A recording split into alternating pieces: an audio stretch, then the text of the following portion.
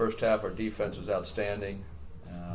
Really made it tough on Arizona, and they made it tough on us.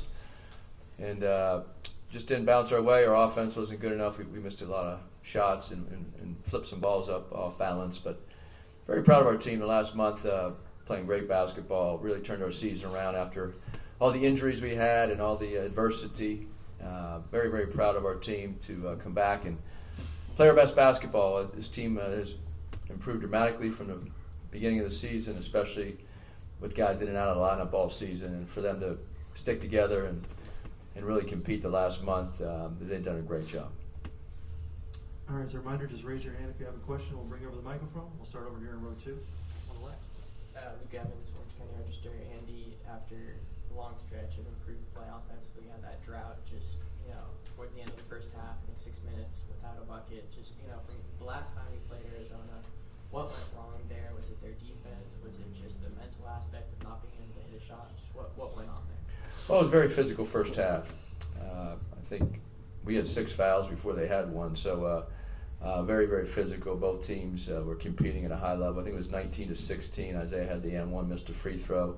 But then we were in the lane a lot the last 6 minutes of the game, first half, and so we had a couple shots blocked at the rim. We had a couple where we didn't set ourselves and didn't finish in the lane. We also didn't kick out the open shooters, and a lot of those shots that went in last Saturday just didn't fall for us today.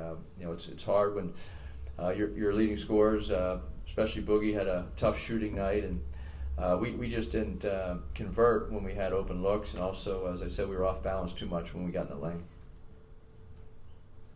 Other questions? Right here, second row on the right. Scott's into a Devil's Digest for any of you guys. What's it feel like to be a part of the last Pac-12 tournament, at least of its kind? Josh, you've been in it a long time. DJ, you've been in it for 5 years. So that was the answer. Yeah, I mean, it is a bummer. I will say when I came here, Pac-12 was always my favorite conference. I always wanted to come to a Pac-12 school, and, grateful every day that Andy recruited me here. It's definitely a little bittersweet. I am happy that I was able to play in the last Pac-12 tournament. Obviously, it didn't go the way we wanted it to, but end of the day, I am just happy with the team, happy with the program, and very grateful to be here.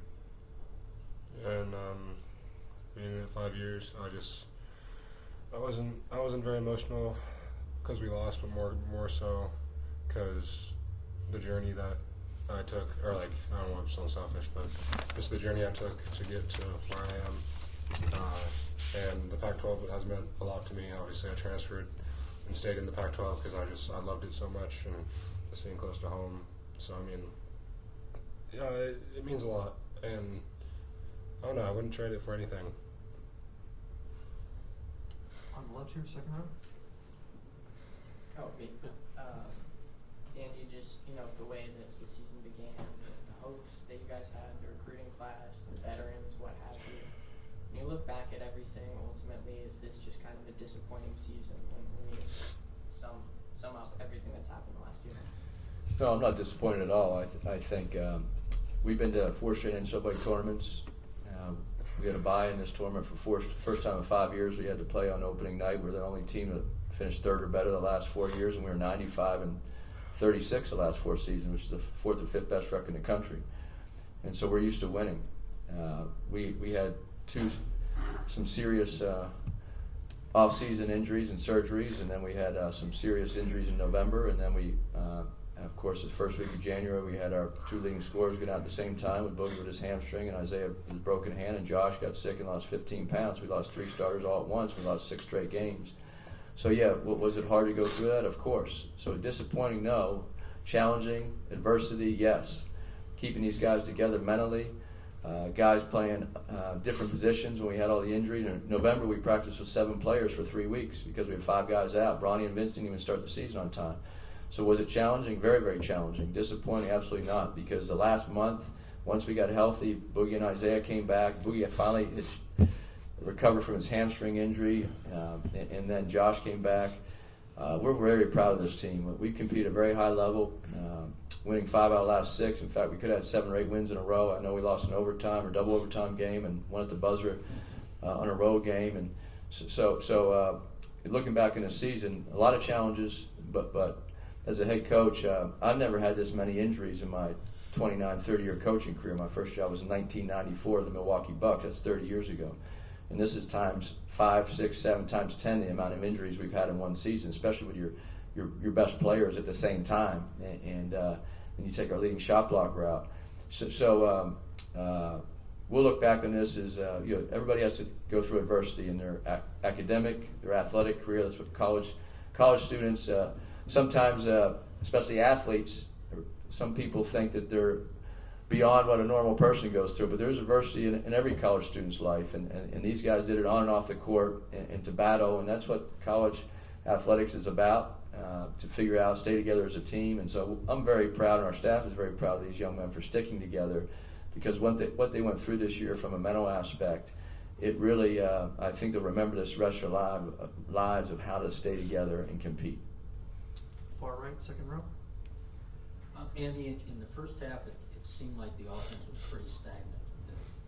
Isaiah did a lot of dribbling up at the top of the key, and then he tried to get into something very late in the shot clock. Was that intentional?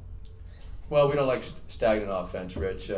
If you want to just come out and say our offense sucked, you're trying to, that's okay if that's what you want to say. But we rely on Boogie and Isaiah for a lot of shot creation, and when they drop coverage with Ballo and Krivas, we have an advantage, because if we set a ball screen and can get in the lane, we did get in the lane a lot. We didn't have a lot of movement off the ball. We did a better job in the second half, but we caught a lot of sets and plays for our shooters and for our scorers in the first half. They do a lot of switching, and they're a great defensive team. We play great defense the first half, so did they. So sometimes when you run your initial screening action, it's guarded, and a lot of these plays on both sides of the ball, if you've been watching college basketball, it ends in a ball screen or something to get your guard free, because they're bigs and drop coverage. And it wasn't necessarily the stagnant part. It was our lack of finishing in the lane, because we did not set ourselves. We didn't shot fake. We got shots blocked at the rim. We didn't kick it out. And some of our guys, when they get sped up and drove in the lane, they didn't have the ability to just stop, pivot, shot fake, and make the right play. And we did that last Saturday at a very high level. Tonight, in the first half especially, we did not do that. Here on the left, second row. Aaron Heisen, Rivals, DJ and Josh. Kobe has talked a lot about how you guys have just found your roles since everybody's gotten healthy. But how do you feel like this last 6-8 game stretch has brought you guys together with the win?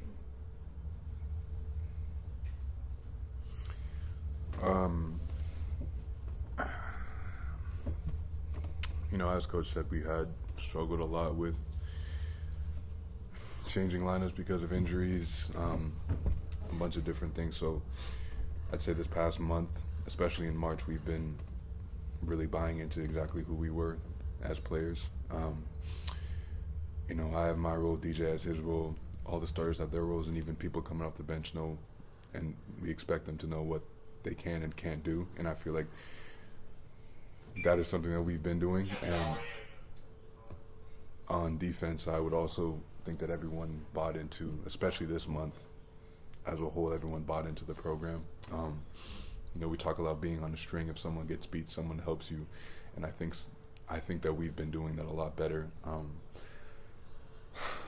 Unfortunately, you got to give it to Arizona. They definitely went out and they played their brand of basketball. Unfortunately, ended up in a loss for us.